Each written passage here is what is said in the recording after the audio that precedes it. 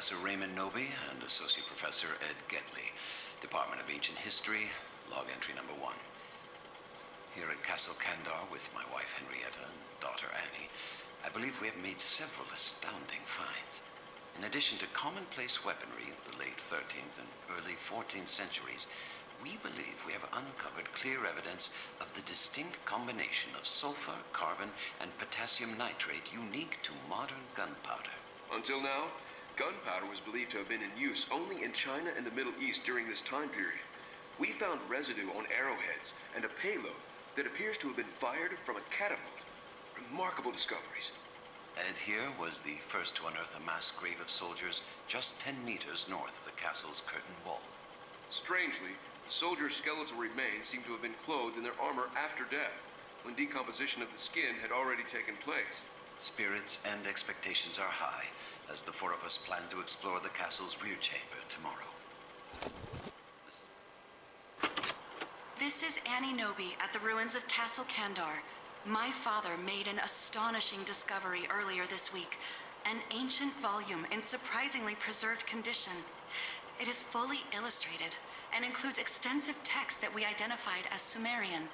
This would place the date of the book's writing sometime between 3100 and 2500 BCE, thousands of years before the construction of the castle itself, and most likely in southern Mesopotamia. Upon further examination, we found that the book was missing several pages.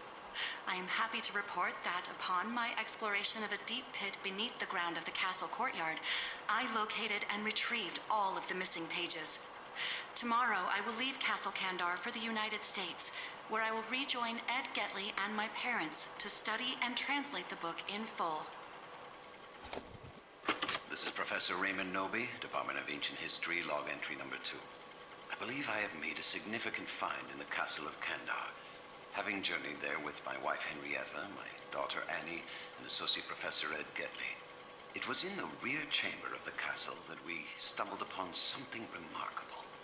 Naturum de Monto, the Book of the Dead. My wife and I brought the book to this cabin where I could study it undisturbed. It was here that I began the translations. The book speaks of a spiritual presence, a thing of evil that roams the forests and the dark bowers of man's domain. It is through the recitation of the book's passages that this dark spirit is given license to possess the living. Repeated here are the phonetic pronunciations of those passages. Kanda estrata amantos.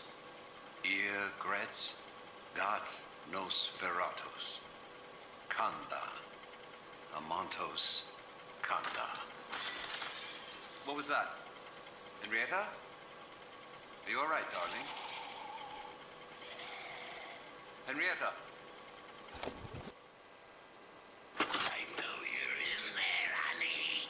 Just let me in so we can talk. Please, Henrietta, stay away. I know now that my wife has become host to a Kandarian demon. I fear that the only way to stop those possessed by the spirits of the book is through the act of bodily dismemberment. I would leave now to avoid this horror, but for myself, I have seen the dark shadows moving in the woods, and I have no doubt that whatever I have resurrected through this book is sure to come calling for me. Nevertheless, I have not yet relinquished all hope. The book contains a passage pertaining to a savior, an angel from the heavens who was prophesied to have destroyed evil. Included in the pages is an incantation said to summon this savior. I will attempt to call him forth to remedy my ailing wife and, God willing, save me as well. I now recite the summoning passage. Nos feratos alo memnon kanda. No! Don't hurt me. Oh, how I've longed to feel your skin against mine.